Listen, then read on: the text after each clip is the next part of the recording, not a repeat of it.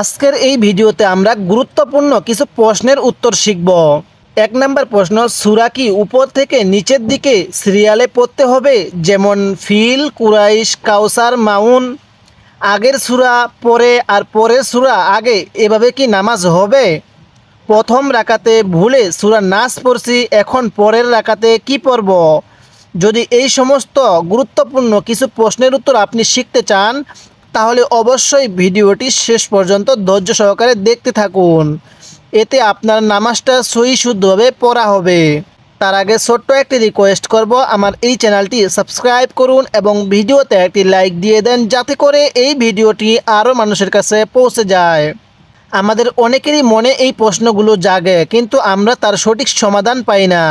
আজকের এই ভিডিওটি দেখলে আপনি আপনার মনের প্রশ্নগুলোর সমাধান পেয়ে যাবেন।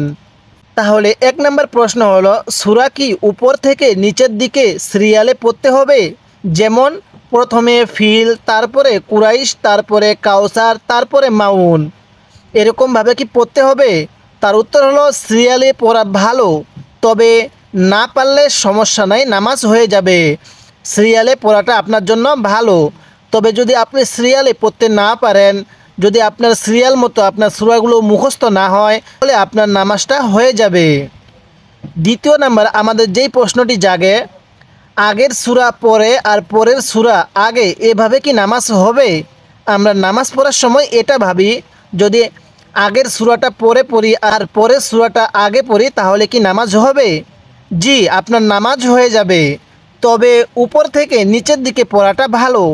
আপনার নামাজ হয়ে যাবে, তবে উপর থেকে নিচের দিকে পড়াটা ভালো। তৃতীয় যেই প্রশ্নটি আমাদের মনে জাগে, প্রশ্নটি হলো, প্রথম রাকাতে ভুলে সূরা নাস পড়ছি, এখন পরের রাকাতে কি পড়ব? কেউ যদি প্রথম রাকাতে ভুলে সূরা নাসটা পড়ে ফেলছে, এখন পরের রাকাতে কি পড়বে? কারণ সূরা নাসের পরে আর কোনো সূরা নাই। সূরা নাসটি হলো কুরআনুল হাকিমের শেষ সূরা। যদি এরকম আপনার হয়ে থাকে, তাহলে সূরা বাকারার প্রথম থেকে অথবা পুনরায় সূরা নাস বা যে কোনো সূরা দিয়ে নামাজ পড়বেন, নামাজটা হয়ে যাবে। যদি এরকম আপনার কখনো হয়ে থাকে, তাহলে সূরা বাকারার প্রথম থেকে পড়বেন অথবা পুনরায় ওই সূরা নাস বা যে কোনো সূরা পড়বেন, তাহলে আপনার নামাজটা হয়ে যাবে। চতুর্থ নাম্বার যেই প্রশ্নটি আমাদের মনে জাগে, মাত্র এক আয়াত দিয়ে কি নামাজ পড়তে পারবো? মাত্র একটি আয়াত দিয়ে কি আমি নামাজ পড়তে পারবো? জি, যদি আয়াতটি বড় হয়, অর্থাৎ ছোট 3 আয়াত পরিমাণ আয়াতটি হয়, তাহলে আপনার নামাজটি হয়ে যাবে, আপনি নামাজটি পড়তে পারবেন। এরপরে আমাদের মনে যেই প্রশ্নটি জাগে, আমি মাত্র 4টি বা 2টি বা 1টি সূরা পারি, আমি কি সকল নামাজ পড়তে পারবো? যারা এরকম 4টি সূরা বা 2টি সূরা বা 1টি সূরা জানেন, তো কিভাবে আপনি নামাজটি পড়বেন তা নিয়ে আমার এই চ্যানেলে ভিডিও দেওয়া আছে। 2টি সূরা হলে 4 রাকাত নামাজ কেমনে পড়বেন, 3 রাকাত নামাজ কেমনে পড়বেন। যদি 1টি সূরা পারেন, তাহলে 1টি সূরা দিয়ে 4 রাকাত নামাজ কিভাবে পড়বেন, এই নিয়ে আমি একটি ভিডিও লিংক ডেসক্রিপশনে দিয়ে দিছি, আপনি সেখান থেকে গিয়ে দেখে আসুন। তাহলে যদি আপনি 4টি সূরা বা 2টি সূরা বা 1টি সূরা পারেন, তাহলে আপনি কি নামাজ পড়তে পারবেন? হ্যাঁ, আপনি নামাজ পড়তে পারবেন। কিভাবে আদায় করবেন তা আমি আমার একটি ভিডিও এই ডেসক্রিপশনে দিয়ে দিছি, আপনি সেখান থেকে গিয়ে দেখে আসুন। এরপরে আমাদের যেই প্রশ্নটি জাগে, প্রশ্নটি হলো, প্রথম রাকাতে ছোট সূরা, দ্বিতীয় রাকাতে বড় সূরা পড়লে কি নামাজ হবে? এই প্রশ্নটা আমাদের অনেকেরই জাগে, যে প্রথম রাকাতে ছোট সূরা এবং দ্বিতীয় রাকাতে বড় সূরা পড়লে কি নামাজ হবে? জি, তবে সুন্নত হলো প্রথম রাকাতে বড় এবং দ্বিতীয় রাকাতে ছোট সূরা পড়া, নামাজ হয়ে যাবে। কিন্তু সুন্নত হলো প্রথম রাকাতে আমরা বড় সূরাটি পাঠ করব এবং পরের রাকাতে আমরা ছোট সূরাটি পড়ব, এরকমভাবে পড়ার চেষ্টা করব। এরপরে আমাদের প্রশ্নটি হলো, প্রথম রাকাতে যে সূরা পড়ব, দ্বিতীয় রাকাতে 2 সূরা বাদ দিয়ে পড়তে হবে?